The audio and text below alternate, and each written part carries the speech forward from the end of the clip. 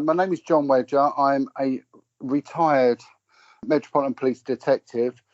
I came to prominence really for my role as a whistleblower in the area of child abuse investigations, where I was a specialist. I was a specialist interviewer for Scotland Yard's child abuse units, and I blew the whistle in circa 2005 regarding the deliberate, and I mean deliberate, cover-ups of child prostitution within the capital, in which kids from care homes, their ages range from 9 to 14 years old, were being taken from a place of safety under the supervision of social services and pimped out by various individuals. And this was all known by the Metropolitan Police. The kids all said the same things, that they were taken to various locations ranging from crack houses to very, very upmarket Mayfair restaurants, and that there was the involvement of police, the judiciary, a judge, and various members of the BBC were on the client list of these kids. And when I reported my findings, I was threatened by one of the UK's most senior detectives with the loss of my home, my job. Was it my home, my job, and my children? How could I forget that one? If I ever mentioned to anyone what I had uncovered, I continued to blow the whistle, because my main two witnesses were subsequently found dead in suspicious circumstances. So I spoke out, and then I endured a 4-year campaign of bullying by the Metropolitan Police, because the threats were carried out as they tried to imprison me on 9 occasions, tried to bankrupt me, tried to have my home taken off me, and tried to take my youngest child into care. I now campaign for justice for victims and survivors of abuse, and I go around the country speaking to ex-offenders, many of who have endured torment as a child in various care homes. So that's me. You're describing the Met as basically a criminal gang at the top. Obviously some of the work they do is laudable, but it doesn't really cut the mustard with Londoners, does it? If the end result is that when the really powerful criminals are not arrested, they're actually protected by the Metropolitan Police. And you talked there about this campaign against you. You say you endured that campaign. How did you survive it? Because surely almost nobody could stand up to such a massive institution as the Metropolitan Police. If they're out to get you, you're going to get got. Well, at the time, my saving grace, and this sounds very perverse, was Sir Jimmy Savile, the patron saint of helping children. He was exposed posthumously as being the evil, predatory paedophile that he was, that the system knew about at the highest possible level. But what that did was that put the focus back on all those who've been speaking out about child abuse and its cover-ups, and it gave them an air of credibility. And there was a few MPs that sort of piggybacked onto this, and they started actually being a voice for survivors of care homes, many of which went on to live quite dysfunctional lives and ended up with various addictions and a criminal history behind them, which the court system did denigrate them as people of bad character. And so there was no substance to what they were saying. But in doing so, other police officers were highlighted that had spoken out. So we had an officer in the north of England had spoken out about the Rochdale grooming gangs, and there was a few more. But I mean, one of the bravest ones was a senior officer, and it's really good when you get a senior officer speaking out. There was two that I've got total respect for. One was Lenny Harper, who spoke out bravely about the cover-up of kids not just being sexually abused, but being tortured and murdered at a care home in Jersey called Hope de la Garenne. He did some unbelievable work, in proving that the allegations that survivors were saying was true. He, in turn, shed the spotlight on the hierarchy of the island of Jersey, which has got a bizarre feudal system still going. He was threatened in a very similar way. The officer in the north of England was threatened in a very similar way. And then we had the sterling work of Mike Veal, the chief constable from Wiltshire, who bravely spoke out about the paedophilic and murderous and raping activities of our former Prime Minister Ted Heath. And Mike Veal, to this day, is still subject to an awful campaign to silence him for what he did in exposing this repugnant criminality. So it's an ongoing thing. Just to be clear, sorry, John, but just to be clear about Heath, because I was the BBC reporter in Salisbury for many years. Well, about a year actually, not for many years.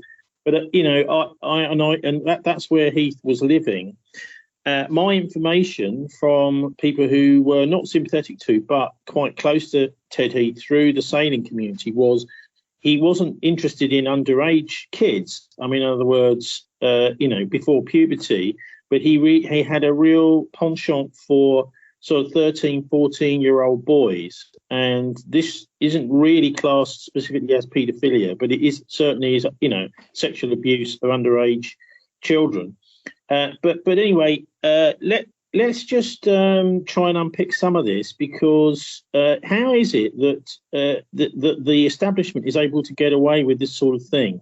How does it work within the police service? Is there an outside body that will literally, I mean, whether this is, say, MI5 or, say, I'm just guessing here, the royalty that will intervene when senior police decide they want to prosecute paedophiles? Because I can remember we had a terrific chief constable who turned up in Avon and Somerset that actually revived some cases that previous chief constables had swept under the carpet, particularly with a guy called Philip. Can't remember his second name, but anyway, he was the mayor of Newcombe, but he was also a child abuser, and his daughter had died in suspicious circumstances, having set fire to herself.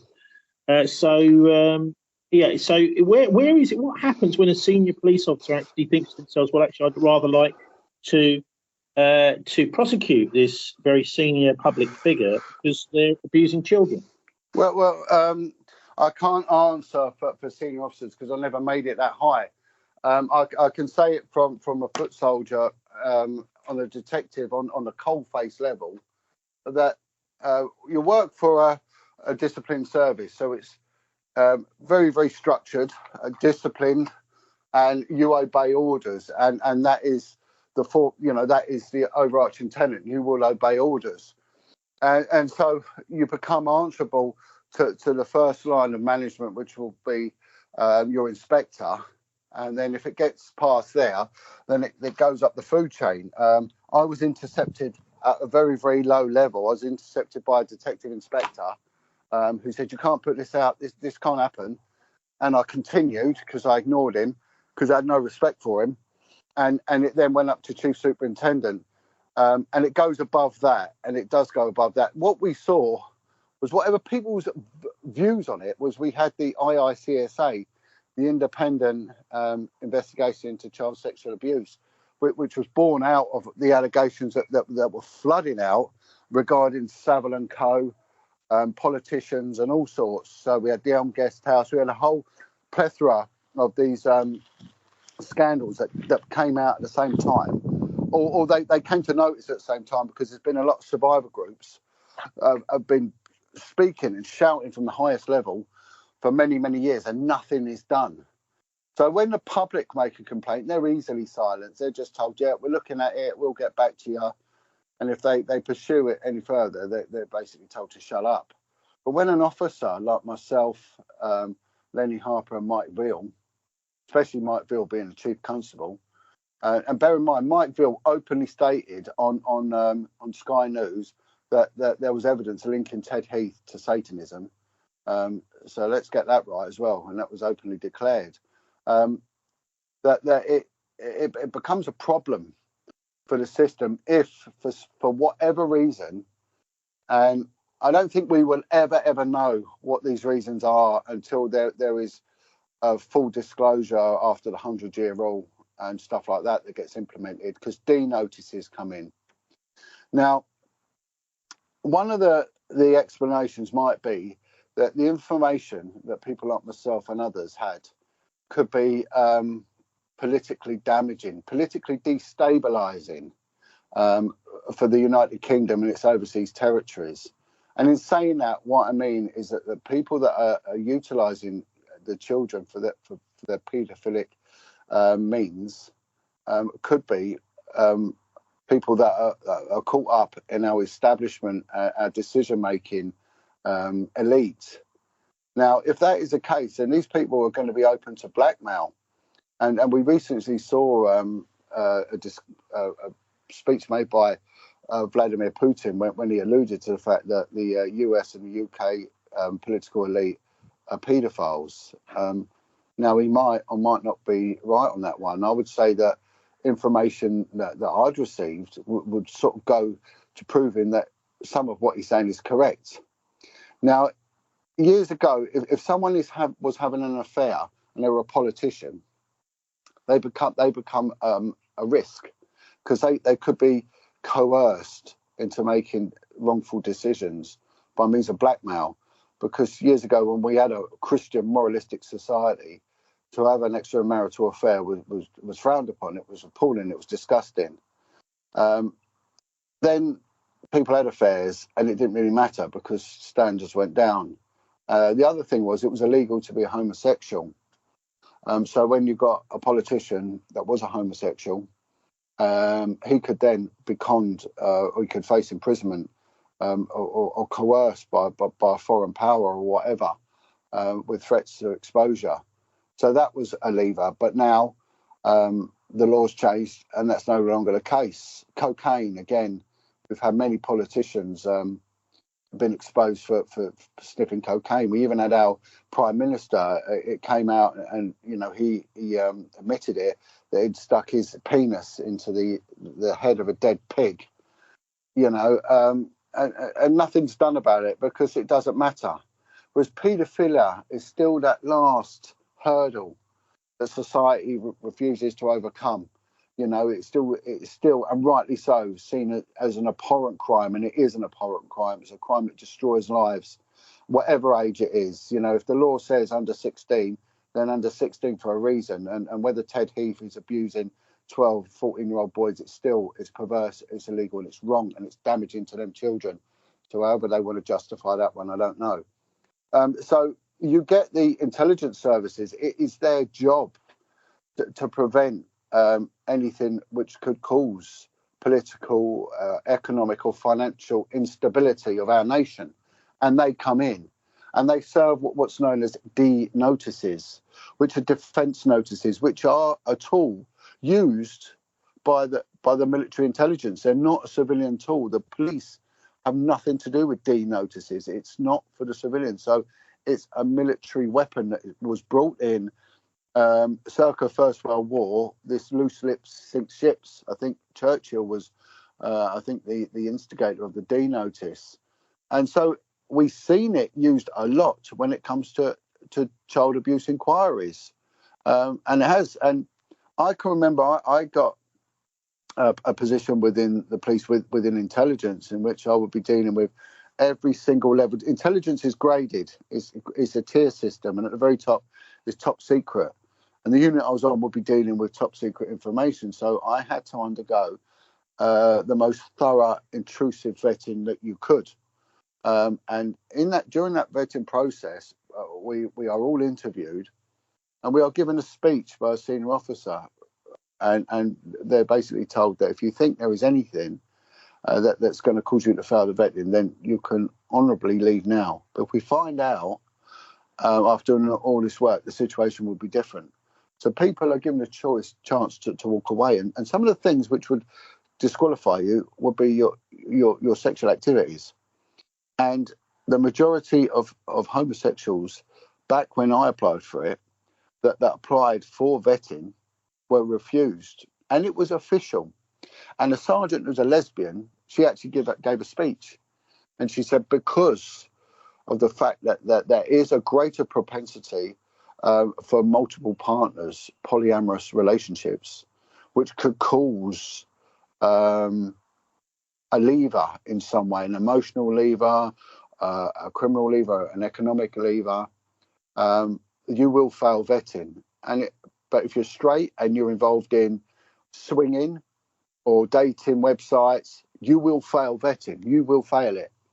And that's just how it is.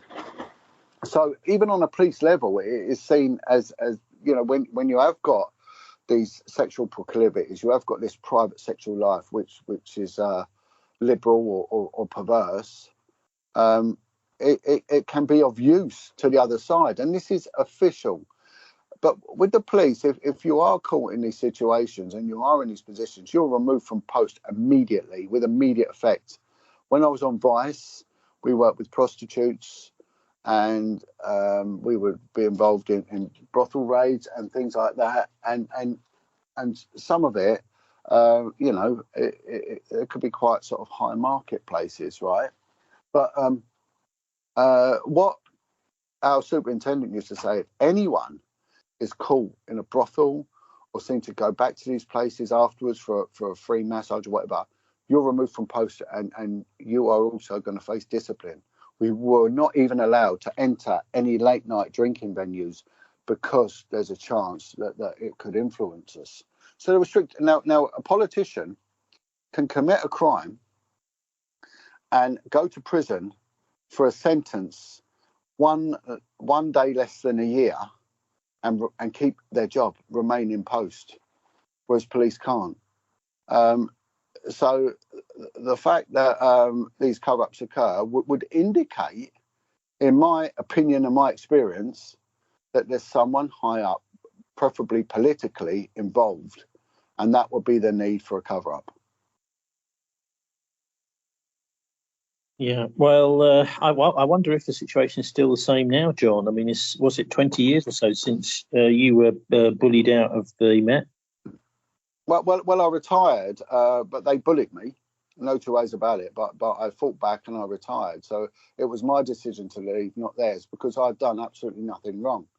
But it was a dangerous game I played, and even a cabinet minister approached me and said that Theresa May had warned politicians not to deal with me. Theresa May herself openly warned politicians not to come near me. I had another politician class me as a conspiracy theorist, where everything I said proved to be the case.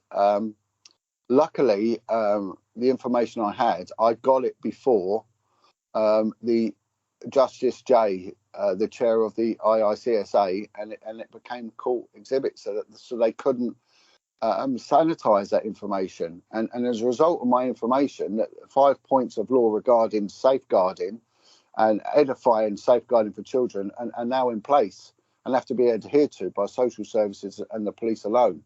But it's a very dangerous game you play, and you've got to really have the heart for it, because they will hurt you, and when they come after you, they will do damage. But what I say to people, if you're going to blow the whistle, be clean. Be clean. Have nothing on you, because if they have anything on you, you're in trouble. And this is why I think you see people withdraw or fall at the first hurdle, because there's a bit of dirt that the police had on them. They had nothing on me. Well, I would say almost everybody has got some dirt on them somewhere. Anyway, we were reporting on this chap, Trevor Morris, who was a police officer who infiltrated the Stephen Lawrence campaign. Yeah. The inquiry, he said something very interesting. He said, my job was to protect the Lawrence family and to gather intelligence for the police. We didn't do any kind of smears at all. That was MI5's job. And he actually said that before the live feed was cut.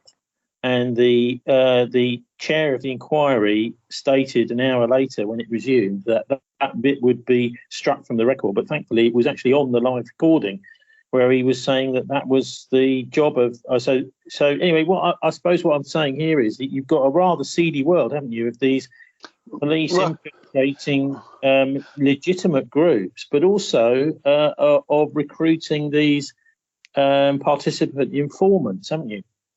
Well, I'm going to give you an example. When we used to raid a brothel, the MO would be someone like myself would, if we were looking for young kids, we'd ring up, we'd look at the advert, and it would say 18-year-old, and we knew that it was a lie. They wouldn't be 18. They would be 16 or 15. We'd ask them, for the details, and they'd say, "Oh, we've got Camille. She's 18. She's voluptuous." All this nonsense. And I say, "Oh, please book her. I'm on my way." And I go down there and I pay my entry fee, be allowed through the security door, and I would then obstruct the door before the security team could deal with me, and our team would come in and we would hit them very, very hard, and we would spread out. We call it bomb bursting. We would go to every room, forcibly kick the door open, and we would detain everyone in place looking for vulnerable children, right? And that was a protocol of raiding a brothel. Some information came in that there was young boys at a gay brothel. Now, there's not many of them, but the main one was in the Earls Court area. And Earls Court cropped up a lot in the IICSA inquiry involving people high up and young boys and rent boys and all sorts. So it's a notorious area for our, I don't know, whatever you will call them, those higher up the echelons and their involvement with young rent boys. And so I was on the briefing, and I was told by the senior officer, "Right, I want you to go in, John, usual briefing, but you to stand by and wait further instructions." All right. So we put the call in. We attended this brothel, which was in a very, very nice old Victorian house around the back of, it's in Nevern Place. I'll never forget it. Nevern Place, around the back of Earls Court Station. And then all of a sudden, the senior officer turned up and said, "Right, we're not to go in, we're to knock." We had to knock. Their reception said, "Who are you?" We had to identify ourselves as a police. We were told to wait outside for 10 minutes. No one was allowed in. We were then ushered through into a reception area where we were given a cup of tea, and we were told to wait until the brothels, the rent boy brothels solicitor turned up, which took an hour. And then under escort of their legal representative, we were then shown through every single room, which was, but if there was a young boy in there, he could be in Birmingham by the time we went in there. And this goes to show the disparity and the corruption when it involves young rent boys, because maybe that is a weakness of our political elite. I don't know. But, when we hear about the two-tier policing, and also when there is the involvement of the intelligence services, yes, of course, and there's an old mantra within that line of covert policing, and it's deny it if asked. Deny it if asked. If anyone thinks that they're going to tell the truth on matters like this, well, they're stupid. More fool you. You get what you deserve.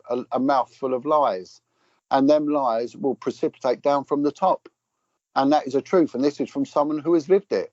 They will lie. I was told by a senior officer who went on to become one of the UK's most senior officers. His name is out there, and his name is in the court transcript of my civil case, right? And he turned around to me and said, "John, what you've exposed is going to F us past, present and future. We're screwed if this ever gets out." And he said, "You'll be thrown to the wolves. You do have no understanding how deep this goes." I didn't at the time, but now I do, because I didn't think it was that corrupt. And he turned around and said to me, "How do you think you've been treated?" I said, "Appallingly." He said, "Yes, you have." He said, "Now, I'll tell you what, put in a complaint, a 163 it was called, a grievance form, right? I've never done it before. I've never complained about anyone." And he said, "You know the life of a grievance form, the audit trail?" And I went, "No." He said, "Well, it gets ratified by your manager. It comes up to the OCU commander, which is me. I sign it off. It then goes off to be adjudicated. And then it comes back to me. And do you know where it goes from there?" And I went, "No." And he just pointed to the bin. He goes, "It goes in there and it stays in there. If you think I'm going to betray senior rank and they do likewise, you're an effing idiot." So this is how it is. This is the reality of it. Now, will they stand up in court and say that? No, because they're liars. And their briefing comes from high up.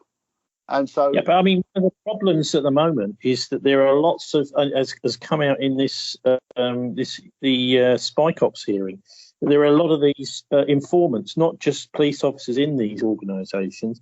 Do you think there's any kind of diligence done when it comes to recruiting informants? Because might well be that somebody is facing, quite a long prison sentence, and the police come along and say, "Hey, we've got a new." I worked on informant recruitment for a long time. I had a very successful career recruiting informants nationally. So I would work for other police forces throughout, everywhere really, overseas territories and everything, but also for the National Crime Agency, especially involving organised crime. So when you come to diligence, well, the fact of the matter is most informants, near enough all informants, come from the criminal community. So when you get these, and I can't stand them, these gangster podcasts when they go, yeah, we don't talk to the police, absolute BS. It's total nonsense. All our sources came from the criminal community, all of them. And I listen to these podcasts and they make me sick, some of them, because they go, well, I weren't a grass, they accused me of being a grass. And they go on about the testimony, and I know that they're a grass. I know they're an informant. And you see it by the very low sentences people get, the fact that they don't get arrested, and if they do that it doesn't usually end up going through the judicial disposal system, or they get a light sentence, or if they do get a sentence, they get off on an appeal. That was always the main indicator, getting off on an appeal. But how it works is that someone's in trouble, and you approach them, whether you approach them in the cells when you deal with them, call it cell recruitment, or you approach them in prison. If you approach them in the cells, you might get told to F off because they've still got their trial, they're going to give it a go. But you tell them that you're going to lose 30% discount if you go to trial. You grass up now, you're going to get your 30%. Not only are you going to get it, I'm going to put in what's called a text, right? Not a phone text. It's a letter to the judge. And it goes through a special unit at Scotland Yard. And then first day of trial, I will supply the judge with that letter. And in it will be this defendant number 2 is a registered informant. He's got given good information, which has resulted in, it has to result in criminal convictions, and he is going to be of future use. And then you watch the ridiculously low sentences then people get. But the tail must never wag the dog. So we're in control. We make it clear to them it's what we want, not what you want. We will take in consideration what you want. But if you need to be moved prison, we can do that. If you want your immigration state sorted out, we can do that. We can do many things, new identities. It was commonplace, and that's how it worked. The system works on information. If you were to run surveillance on someone, you'd need intrusive surveillance. Therefore, you'd need up to Home Secretary's authorization. Very difficult to do. You've then got to get into people's premises. There's a process of doing it, but it's complicated. It's intensive. It's high risk. And then you can bug their homes, and it's subject to a constant review. And surveillance, again, it's hit and miss. Surveillance hit and miss. Mobile phones do a lot of the surveillance for people now, and a lot of criminals get caught because of mobile phones. But the best way is to have your man inside, have an informant. And when criminals are selfish people, right? They're selfish. They don't want to get up and earn an honest quid. They don't want to work 40 hours a week. They want to do what they want when they want with full effort, right? They make out that they put together all this planning and all that. I've got no respect for criminals, as you can tell, right? But they don't. They want quick, hard money, and they want your money. And so when they get put away, their life comes to an end, and their selfishness kicks in even more. And they will grasp people up. And that's what they do. They grasp people up, and that's why people end up getting arrested later down the line, because they've been grasped up. And I work with young offenders now, and they all scratch their head and they say, I don't know how I got caught. I said, well, I do. You were grasped, mate. You were grasped. So informants has always been, the bread and butter of detective work. And it's not gone away. It's not gone away. I don't hold up much hope for the police now. I think they're pretty much borderline useless. They tend to, without a doubt, pick low-hanging fruit more than they ever have done. They've lost tradecraft. They've lost a lot of the sterling old-school detectives, like myself and many others, and those that taught me. We're a thing of the past. We're dinosaurs, but it was all based on information. All of it was based on and a detective was really gauged on how many sources, how many grasses, that he was running. And I used to run quite a few. I had, at one point, I had most of the homeless community of central London working for me. At one point, it sounds a bit exaggerated, but I had a lot of crackheads, homeless, heroin addicts, everything working for me, and they get paid. And for that week or so, they didn't have to go out shoplifting or whatever because we paid them out. Yeah, lots of changes have taken place. We've just seen the Jewish Chronicle has just admitted that a lot of what they're saying is for the last couple of years has been fake news. It's all just Israeli intelligence service cut and paste into a newspaper. But when it comes down to it, there's one common factor with much of the decline that we've seen in the integrity of our institutions, John, the police, the media, etc., including politicians. Who is it that appoints the ministers? Who is it that appoints the judges? Who is it that appoints the senior police officers? Who is it who's appointing army officers, for goodness sake? This is a guy called King Charles. Now, he's officially, if you ask, they'll say, oh, well, these are appointed on the recommendation of the Prime Minister, but we've had a succession now of very weak Prime Ministers who will do anything that they're told. Literally, if they're given a list, well, that they will just simply give that list. Then they have no principles. And when we've seen all this thing recently about just literally taking gifts from anybody at the Prime Minister's clothes, trips to go and see rock concerts and pop concerts and things like that being taken by the Prime Minister and his wife, Starmer, that is.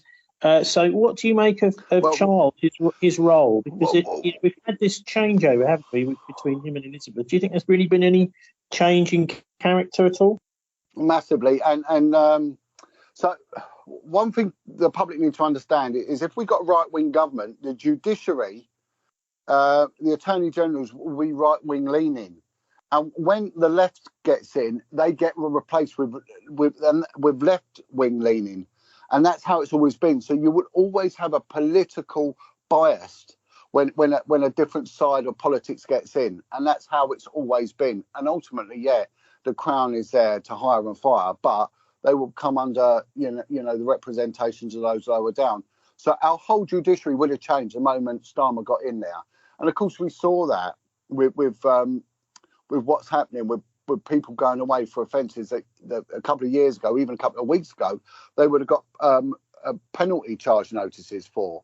Now, I said something to one of the whistleblowing cops, and I said, I don't think that the Crown has ever forgiven you for exposing what you did. And he exposed some people very high up in our political realm.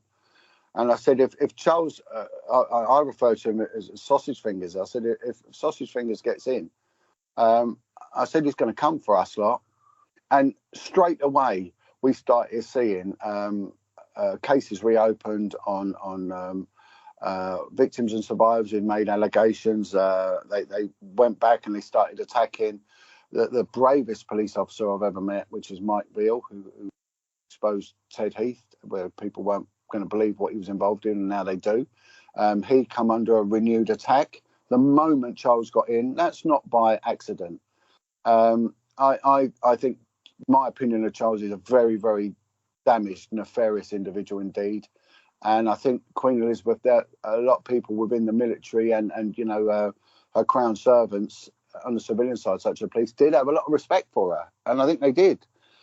If I was not that it would ever happen, but if she was ever to offer me the Queen's Police Medal or an MBE or an OBE, I would have willingly accepted it. But I would not have the same opinion by accepting anything that was given to me by Charles. I wouldn't. I've heard things myself, which I won't repeat here, about him, and again, as the adage goes, not my king. And I will stand by that. He's not my king. And I think we're going to see a lot of changes when it comes to the law, how big sexual offence cases such as Operation Conifer and Middleton and all the other ones involving organised and systemic child abuse. I don't think we will ever see anything of the like ever again under Charles. I don't think it will ever get to that. And I think he will deliberately underfund investigation units where child abuse is concerned. I genuinely believe he will fail the survivor community and the British public in general when it comes to child abuse investigations. I really do. Maybe it really is. I mean, I think one of the big questions over Charles is this relationship with Mountbatten, who was himself bisexual and had an interest in young boys. Now, apparently, Mountbatten was Charles's mentor in his teenage years. Doesn't really seem like the best kind of person to be grooming Charles. There's also, a few things which have come very much out in the public mind. One is Charles's very close relationship with Jimmy Savile, to the extent that he was actually asking Savile, and he asked him several times. This was in a documentary that came out in 2022. And all the evidence is most definitely there in Savile's own handwriting, and Charles's own handwriting on headed notepaper. He was begging Savile to write the public relations and press relations strategy for the royal family, and this is during Elizabeth's reign. But Charles was, and Savile did this. There's also Peter Ball, who was the Bishop of Gloucester, who Charles was writing to the judges in the case of his paedophilia when he was a Bishop of Gloucester, asking him to be asking for him to get a reprieve from this prosecution. So Charles is defending a paedophile bishop, and he's also best mates with the most prolific paedophile in British history. Well, let's break this down. I mean, let's start off with Mountbatten. The CIA just released their files on him, and they knew of his nefarious activities around young boys and the threat that he was to young boys. And they advised the British military that this man is not stable mind. He's got a paedophilic leaning, and he should not in any way be put in a place where he's a decision maker. And what did the British military do? They put him Admiral of the Fleet, where he had ultimate decision making, whereas it was warned not to. So they knew what he was doing.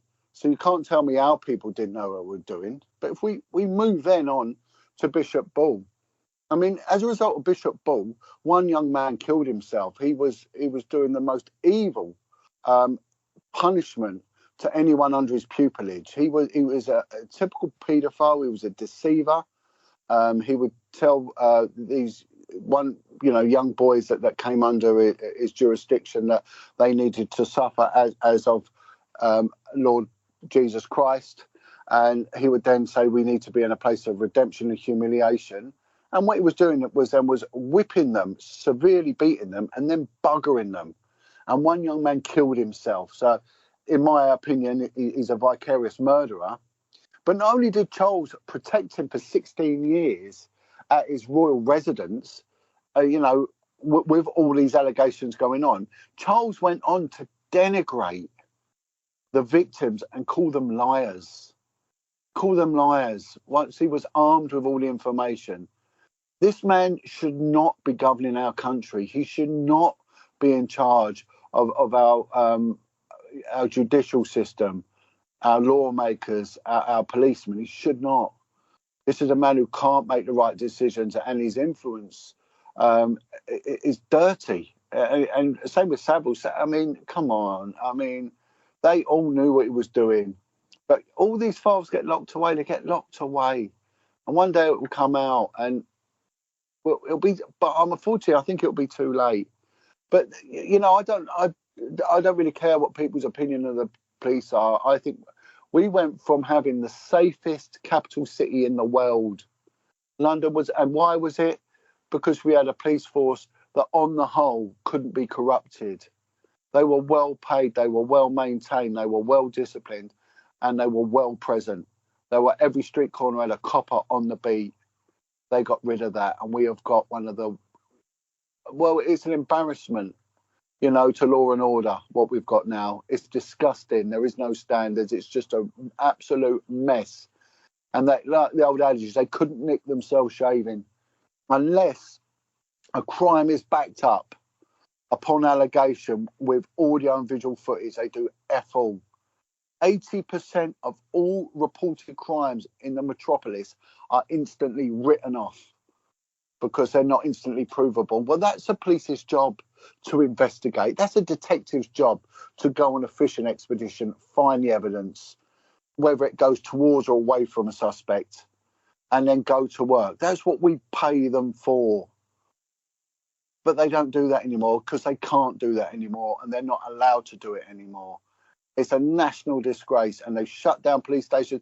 Things evolve, Tony, right? Police stations evolve. They started off on the River Thames to police the boats from the East India Company with the Marine Police of London, which went on to become the most successful police force ever, right? And then it moved on to the Bow Street Runners. And these stations were placed, you know, in the epicenter of all our conurbations, whether they urban, rural, or semi-rural. They were there, right, where bus routes went, and everyone could pop in there and make an allegation 24 hours a day, no matter what the weather. They shut them all down. Police stations are on the periphery, the outskirts of our cities and urban areas now. A lot of them aren't even served by bus routes or transport connections. So how are the people meant to get there? And then you've got to go online. Well, what if you're old? What if there is no connectivity? What if you're ignorant to it? What if you're dyslexic? What if? You know, we had a perfect police force. It's a bit like our black cab drivers, the envy of the world, because there was a standard, there was a professionalism about them, a decency about them, something wholly British about them. And then they get Uber drivers and they're just a mess, you know. It's wrong. What do you put this decline down to? Well, it's deliberate. It's deliberate. It's been a steady race to the bottom. Whether they want to erode us as British people, turn us into morons, well, they've done a good job of that. I work, and I'm not denigrating anyone. My heart goes out to a lot of these young lads that get caught up in crime, because a lot of them are survivors of shite domestic circumstances, right? But so many of them are illiterate. They're inarticulate.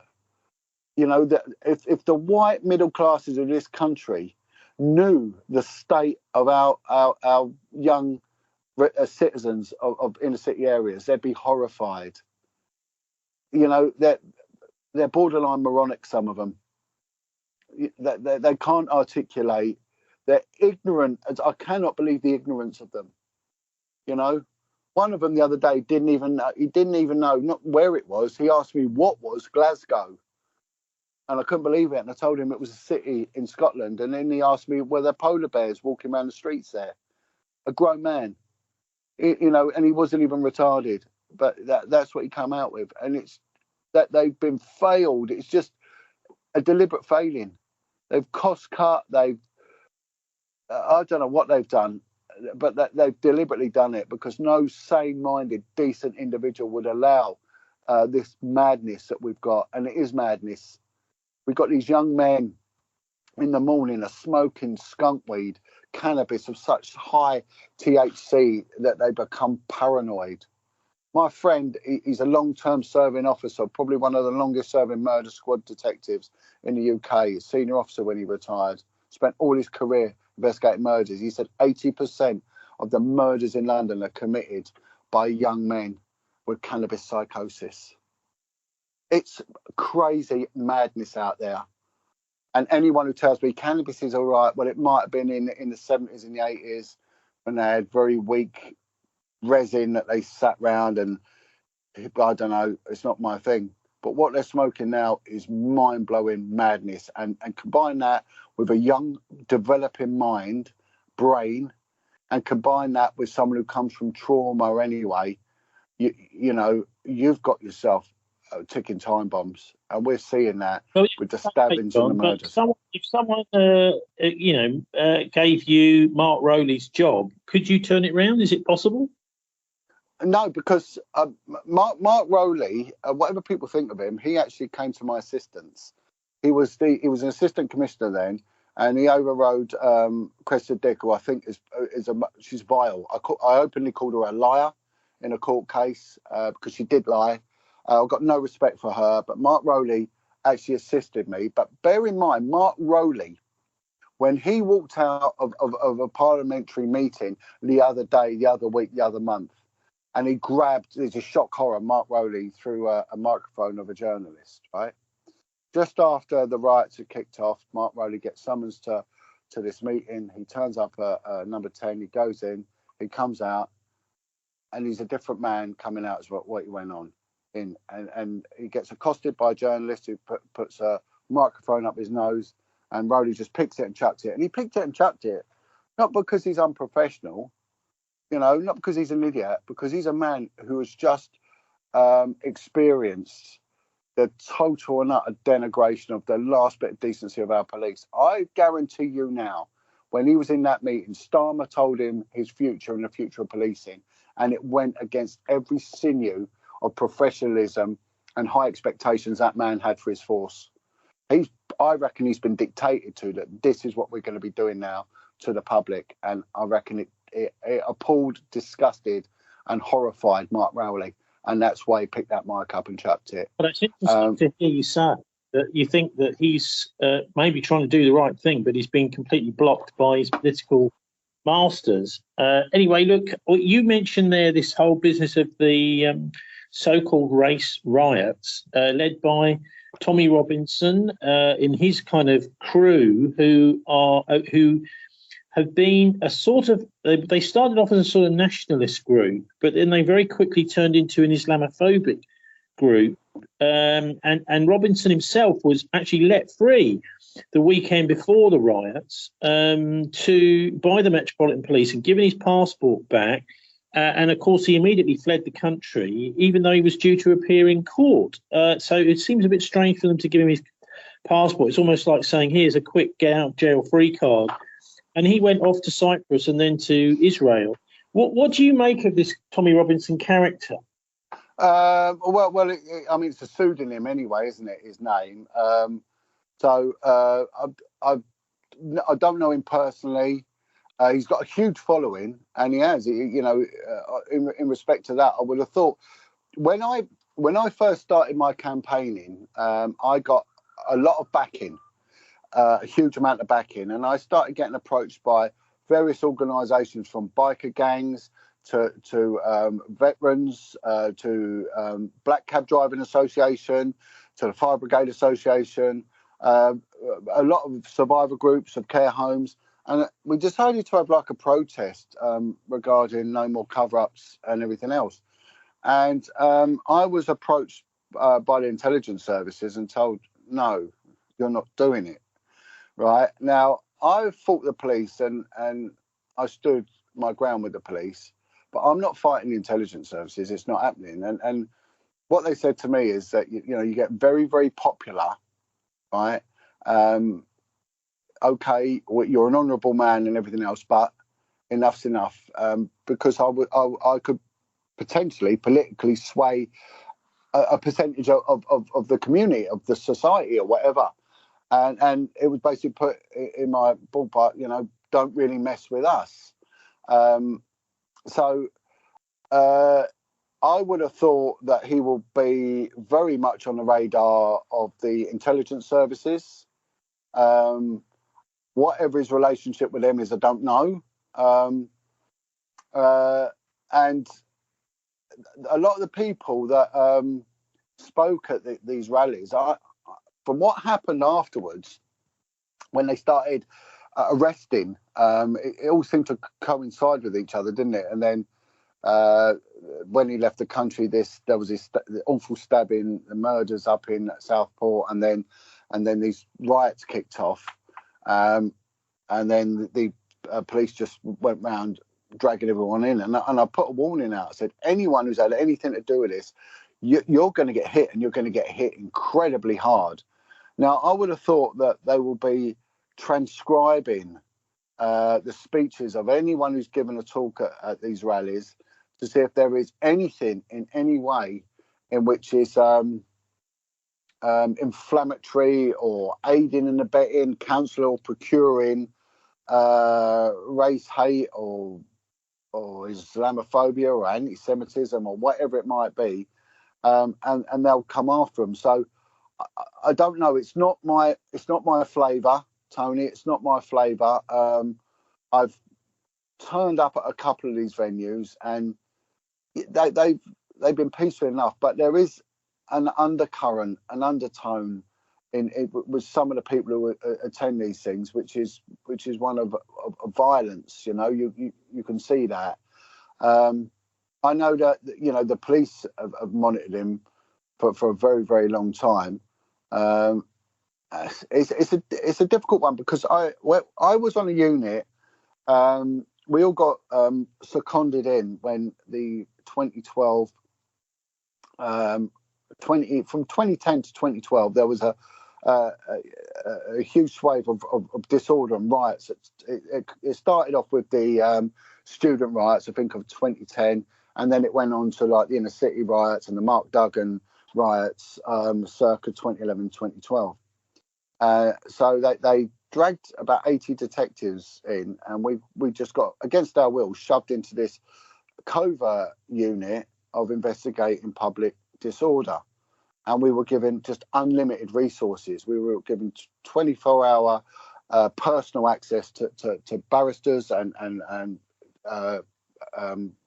judicial decision makers, so we could get charges brought about at any time. 24-hour courts were brought in, and we had covert deployment, and we had infiltrators in a lot of these groups. I weren't part of that. I was part of the enforcement team. Wasn't really a highlight of my career, but I made a lot of money out of it, and that's how it was. But I know that the EDL were massively scrutinised, and one day they turned up for some demonstration, and they decided to have it in Whitechapel. Now, of course, it was a ridiculous thing to do, but it was going to cause a lot of arguments and division and disruption, because that is the centre of the Muslim Bangladeshi community of the United Kingdom. And anyway, so the EDL, I think he was meant to turn up, then didn't, or whatever. But the rest of his foot soldiers were there and all that sort of stuff. And then the EDL realised it wasn't a good thing to carry on, so they decided to leave. And as they were leaving, the Bangladeshis attacked their coach or coaches and smashed them up, and a few of the EDL mob got out, British Bulldog stuff and all that, and wanted to fight, but just got beaten. Now, the order came out that no local Bangladeshi was to be arrested, right, on the day. But all the EDL got arrested, and it was quite unfair, to be honest, because it was my first example of two-tier policing. I then went with a senior officer to a meeting at Tower Hamlets Town Hall, where the mayor of Tower Hamlets, a Bengali guy, a Bangladeshi guy, was there, and he had his assistant, who was an ex-senior Metropolitan Police officer, with him. And then we had the superintendent of Tower Hamlets Police, and we were told, look, we got all this footage of local lads causing disorder, causing chaos, causing mayhem. And Tower Hamlets local police said, yeah, we've identified most of them, we know who they are. And the mayor of Tower Hamlets, via his lackey, turned around and said, it will be prudent for no locals, no Bangladeshis to be arrested, because it might or might not have an effect on next year's funding. So basically, they were threatening the withdrawal of something like £1 million worth of local authority funding if any locals were arrested as a result of this disorder. So it goes on. Now, if it goes on that side, it will go on the other side. I just don't know. I've not got caught up in it, and nor will I get caught up in it, because it's not my thing. I think it's very divisive. So we'll wait and see. I don't know. I mean, there's a lot of allegations that he's working for pro-Israeli groups and things like that. I don't know. Well, it'll be someone else who's probably better qualified to answer that one than me. Yeah, interesting character. The other thing, of course, is that we had the weirdness of the EDL popping up almost the same time as Al Majroon up in Luton back in, I think it was 2007.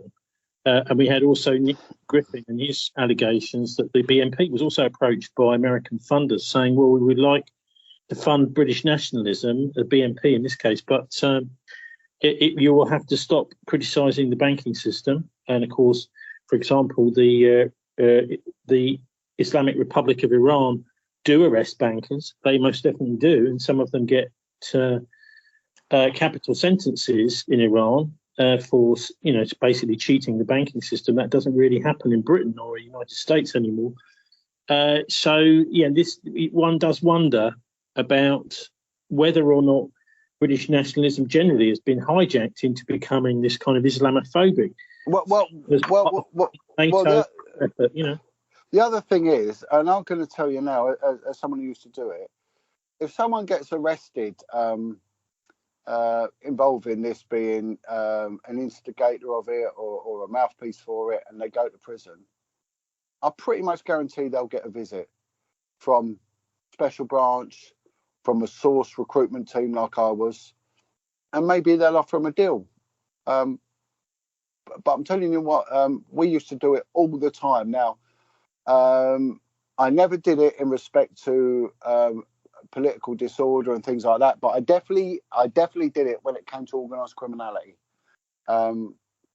drugs, fraud, violence, importation, everything, child abuse, a lot. Definitely did it. So, without a doubt, it will be done on civil disorder and public disorder, without a doubt. And also that group, or whatever it is, that following, will be heavily infiltrated. No two ways about it. They will be heavily infiltrated, without a doubt. I guarantee it. And they won't know who is and who isn't, And they'll say, "Oh, this bloke's been my foot soldier for 20 years. I vouch for him." Well, look at the case of Donny Brasco. Went alongside the mafia for years and years and years, and they still didn't know. Look at the who's the Scaccinelli? Is it Scaccinelli, the IRA? Sort of torture organizer. He was in charge of. Yeah, him. Yeah, that guy with the Italian surname. Again, him. It's just come out what he was doing. He was playing both sides, and and he would punish someone even with execution if they were talking to the peelers, to the police. Here's a question, Joe. I know, it was horrific, and he was basically the British Army's infiltrator who was deciding who lived and who died within the IRA. Amazing, really. And it will be the same with this alt-right movement. I'm telling you now, it will be exactly the same. I'm not accusing anyone of being an informant, because I'm not qualified to say that, but I am qualified to say that without a doubt, the police will be having a go at trying to get people working for them, without no two ways about it. Here's the nub of the point, though, John. If you're running some sort of legitimate protest group, how do you? What advice would you have to those running it to find out if someone is actually a police informant in your group? Well, firstly, you'll never know. But one of the ways in which there was one particular very successful criminal in the north of England, and he knew that the police, the intelligence services don't have to do this, right? But the police have to go through a thing called the ECHR, the European Court of Human Rights. 2000, and it really is the sort of do's and don'ts of any intelligence agency, civilian intelligence agency. Military one, no, they'll do their thing. So I can't say if what MI5, MI6 do or don't do, but the police aren't allowed to use children, and they're not. The risk is too high. So what this guy would do, that if someone turned up new and tried to get involved and all that, he'd say, well, look, we're having a barbecue around the house, bring your kids. And if they couldn't bring little children, not teenage kids, little children along, he would sack them off. And someone said to him once, well, you could be losing a lot of business. He said, I don't care. I know the police can't use little children as participating informants. So on a high risk job. So if they can't, a lot of them say they're divorced, they moved to the area and all this, got a missus who's also old Bill, and how it works is you will have to be introduced by someone, but that person will introduce this person, will introduce you. You're like 2 steps away from the actual source. So it's very clever, very well worked out way of doing it. And again, participating in the commission of a crime, well, it's allowed. You can have participating informants. It happens. I suppose one of the ways is inject heroin with them or something like that. I don't know, smoke crack with them, but I don't know. But it gets to a point where it's too high risk and they have to withdraw. But this northern gangster, he knew exactly how far it could or couldn't go. But again, the police would profile the guy, so they knew he had a weakness, and his weakness was gambling. So they got him through there. They got someone in via the gambling side of it. You mentioned the massive rise in knife crime in London particularly, but also right across the country. There are groups out there that actually do encourage and groom online young kids to kill. One of them is called the Order of the Nine Angles. It's known as a Satanist group, a Nazi group, a fascist group, a far-right group. And over the years, there's been various lobbying of the Home Office, now Yvette Cooper. In fact, she herself called on previous Home Secretaries to proscribe this organisation. And one of the most pernicious things about it is you apparently get promoted through it the more murders you do. So what is this organisation to your knowledge, and how come it's still allowed to function? Well, as one of the few people who talks out about satanic ritual abuse and its reality in the murder of children, the torture of children, and ritual abuse is also one of the biggest providers of snuff and child pornography, and it's a huge money-making revenue. Many Western countries realise that ritual abuse goes on and have special occultic crime units. The NYPD has one, Johannesburg's got one, and London being the most diverse capital city in the world, an ex-colonial, so we've got people that come from source witchcraft countries, the Caribbean, they have Obia, Juju, Kindoko, Muti killings. I mean, I can go through a whole raft of it. You've also got a form of witchcraft from Romania, from Indonesia, and everything else. And the Nine Angles is a satanic order, and it is occultic, and it's bizarre because it's paramilitary at the same time, and there have been quite a few high-profile followers. One of them was a guy called David Copeland, who was the nail bomber who went on to blow up a gay bar in Old Compton Street, the Admiral Duncan, and then he blew up, put a nail bomb in Brick Lane, which failed to go off. But he also put one in Electric Avenue in Brixton just to cause chaos, and he was a staunch follower. He wasn't, I think, a ratified member. But in order to go in there, it's hugely hierarchical. And like I say, they warrant them according to their murders. But part of the initiation is that they have to undertake mental and physical tasks, which are almost akin to an elite military regiment. One is to walk 30 miles with something like 35 kilos on your back in an incredibly short period of time. Cycle 200 miles in 12 hours. I mean, it's just superhuman, but people do it. I think there's a guy called David Moyles is one of the main pushers of this thing. But it's alive and it's and it does target the alt-right. It targets the right-leaning members. I think there was like Combat 18, and them sort of skinhead oi music movements. One of them was sort of had affiliations to the Order of Nine Angles. It's dangerous, and it is Satan worship. And they use a sort of a Crowley-esque type doctrine. And yeah, a very, very bizarre thing. I have done research into it, and I'm aware of that the founder member in the UK. He was a monk for a while, and then he became a staunch Catholic, and then he converted to Islam while still being a member of the Order of Nine Angles. Strange individual, but it is alive, it is well, and it does crop up with alarming regularity in some of the testimonies I received from victims and survivors of ritual abuse. Yeah, so why is it not banned? Obviously, it should be you've got Hamas, which is the elected government of Gaza, is proscribed, but the Order of Nine Angles isn't.